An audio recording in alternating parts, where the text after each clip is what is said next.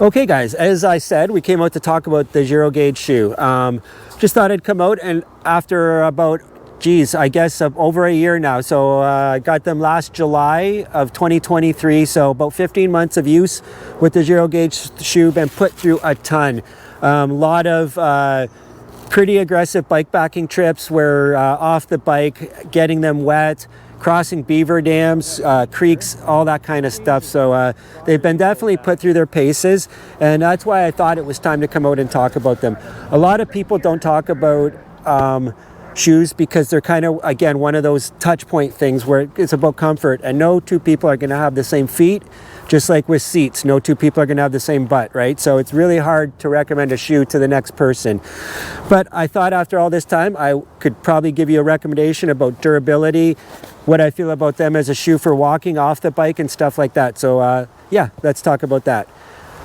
First thing I want to mention off the bat is I do ride clipped in. So they do make versions that are just for people that ride flat pedals. So I can't speak to that experience, but I can speak to my experience with the SPD cleat and how they perform. So as far as stats go and specs, I will put some information up right here on the screen right now that you can check out, read. It's basically synthetic materials, rubber sole, nylon shank. Is it the stiffest sole ever? No, it's not, but it's also not the flimsiest. I do prefer, if given a preference, I do prefer the stiffest possible shoe, because for me, I'm buying these shoes for riding primarily. The walking part is just secondary, and a secondary thought as well. Although when you are touring, you do have to walk a lot. Days off, going to get groceries, stuff like that, hike a bike, so that is something to keep in mind. I did go with the laced version, which I will speak to a bit in the going forward. But as far as weight, I think they're around 484 grams. But if I'm wrong, I'll put that on the bottom of the screen. The other really nice thing I liked about them, all this material along the sides and all that, very breathable. On a really hot day, you can really feel the airflow through these shoes, and that's kind of the primary reason I got them for these really hot, humid Ontario days. They are really excellent. One thing that I did find though, because I did go with the laced version, as I said, I probably, if I went with these shoes again, I would go with the BOA version of them. And the reason I say that is because the laces are great, and my thinking with the laces when I got them, guys, was that going back to my experience with hockey skates, and that's that you can usually get a more personal fit with a laced boot or shoe.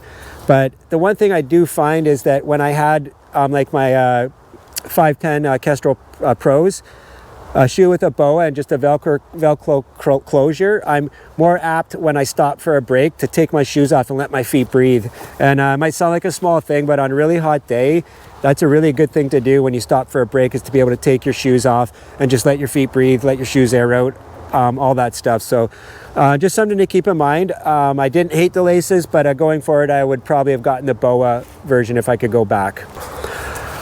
Price wise, guys, I found them online right now because it is the end of the year, to keep in mind too, if you're looking them up, anywhere from 140 to 180. Limited sizes, you can get a pair for 140 on Amazon if you're a 42 European size, so keep that in mind. All right, so let's talk about the question I get a lot, and I got it a lot with the 510 Kestrels, was that about the walking. And I heard all kinds of comments about the walking performance of the 510s. And one thing I do want to say right off the bat, for me personally, I'm not worried about whether it's a great shoe for walking. I want it to be a decent shoe for walking, but my primary focus when it comes to my riding shoes is for on the bike. If we're going to be when we're out on the road for say 10 hours out of the day, 8 of that is on the bike, right? So for me, the primary focus is the actual performance on the bike. So let's talk about the walking performance right off the bat. I think it's a great shoe for walking. Yeah, if you're on, like I said, if you are on cement and hard surfaces, you will hear the cleat. It will grind and stuff like that, so keep that in mind. But as far as walking on trails and being able to climb over logs and stuff like that, it is one of the better shoes I have had for that. I've had some other shoes, some Bontrager shoes and that tried to do both, And I had some Bontrager Foray shoes, I believe they were. I don't think I have any pictures of them. I didn't have a YouTube channel or anything at the time, but first of all, they fell apart really fast. I was disappointed for a Bontrager product. But second of all, the material on the soles was really slippery. So anytime you got on any logs that had any moisture or leaves or any kind of wet surface on pavement or a hard floor, they were very slippery and to be quite honest, a little dangerous. So I did find these shoes and these soles to be really good for trail walking in particular. So I may get the BOA version of these for the Great Divide mountain bike route, or I may actually go back to a full-on XC shoe with a carbon sole, super stiff, because I'm, like I said, not super worried about the walking performance. But the jury's still out on that, and I haven't really made a full decision. The hike-a-bike parts of the Great Divide mountain bike route are kind of what might stop me from going with a full-on XC shoe. But I'll let you guys know what happens with that decision, of course. Okay, the negative things I kind of found about the shoe. Right off the bat, I do notice that the toe cup is a little narrow, and I have found towards the end of some days that I am getting some pain in both the big toe and the small toe. And I do not have wide feet for reference. I would say I have normal feet width-wise, but yeah, I did find that I was getting some pain in the cup area, and I have heard that commented from other people. Another thing I noticed is that sometimes too, and again, these are things that I'm noticing more towards the end of the day, is that I have to actually stop and loosen the lace off considerably, because it starts to get really painful in here where it's tied down. Not painful, but uncomfortable. And I'm thinking that might not be the case with the BOA version. I'm thinking this has something to do with the lace up. So yeah, those are kind of the negatives, and those are really the only negatives that I can speak to as far as performance. And as far as durability goes, as you can see, the sole has held up incredibly well. There's wear, of course, because I use these for commuting as well, guys. So they're my daily commuting shoe. So yeah, the soles have held up actually remarkably well. There's no delamination from the sole to the shoe itself, so that's really good. But the only thing I've noticed is that it is, and I've never had this, 55 years old, just turned 55, and I've never had any issues with my big toe poking through the top of the shoe there. But as you can see, I'll insert some pictures here. That's kind of what's happened. This is the right shoe, and it's worse than the left shoe, but you can see it's sort of starting to happen with the right shoe as well. So that's after 15 months of use. When you're paying a reasonable amount of money for shoes, you should be able to count on getting 2 seasons out of them at least, and that's just my opinion. Some people will probably say more, but just being realistic about what I do to my shoes, I think 2 years is fair to the shoe, because they get put through a lot. Like I said, they not only get used for my adventures, they also get used for my day-to-day use, as I don't have a car at the moment, but I'm hoping that changes in 2025, and I'm hoping to be living the van life, but let's not get off topic. The other really good thing about this shoe too is being such a lightweight materials and all that, it dries out really fast. As I mentioned, it did get some situations where I took on full-on soakers, and the nice thing about it was they were able to dry pretty much overnight, if not while I was riding in certain cases with the airflow, because they do have so much airflow in them. So that was a real bonus.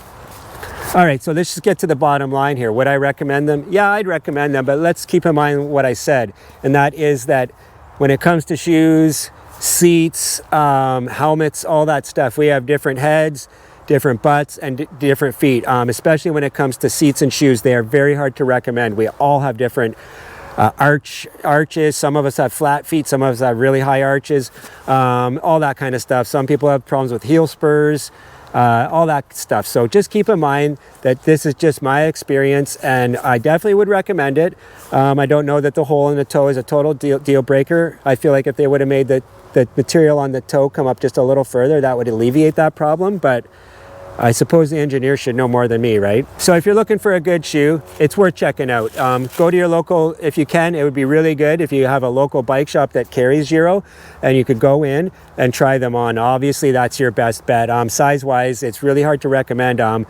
Usually I wear about a size 9 in a shoe, and that's what I'm wearing in these, and they're pretty true to size, I find, except like I said, I do find them a little narrow. One thing I do want to mention too, just as far as the Giro brand goes, while these are my first shoes that I've gotten from them. I have used all their products for years. Gloves in particular, I've been wearing Giro gloves for many years, and they're just as durable as any other glove. I'm not going to say they're better, but yeah, they're just as good as any glove. And my helmet, it's over there, but yeah, my helmet is something, I've been using a Giro helmet for about 4 or 5 years now, and it's the best helmet I've ever worn. It's super comfortable. Maybe I'll do a video on that. Again, it's one I don't think I've ever done a video on, but why not? Maybe I'll do one someday. So all right, guys, I'm gonna wrap it up here. I just want to say thanks for watching. As you probably heard me say, we are going to be doing the Great Divide mountain bike next year, around late July, early August. It's going to be a big gearing up towards that. It's going to take a real effort and a real determination for me to come up with the proper finances for that. If anybody would like to help me out with that. So yeah, being so far out from the Great Divide mountain bike route, the best way right now would probably be to join the channel, and I would love that. We're at 9 members now, and thanks to all you guys for joining as usual. Love you guys. And big things if we can grow this. I really want to make a community here where we can have some get-togethers, some rides, some tours, some giveaway for bags and stuff like that. It's just right now, for me personally financially, I can't afford to do it on my own. So if this grows, then those are the kind of things I want to do. So yeah, check out that join video below check out that join button below the video. And if it's something you think you want to do and you can do, be greatly appreciated. There's also the Buy Me a Coffee link below too, and that is also very helpful. It comes along the same lines. Both of them take a little cut, but to be honest with you, in my opinion, it's really fair. How else would I be able to receive these funds from people aside from emails? And on that note, my email address is in the bottom if you would like to send me a direct email e-transfer.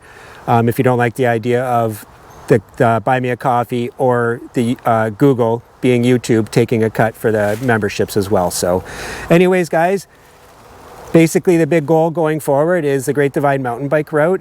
I'm going to be doing some rides before them, the BT 700. Thinking about maybe doing the log driver's waltz as well, leading up to it as in preparation to test out some gear and stuff like that. But the main goal going forward, the main focus is the Great Divide mountain bike route. So really excited about that for 2025. So keep an eye out for that. Other than that, guys, I hope you guys are getting out there and doing something you love, and I'll see you in the next one. Cheers.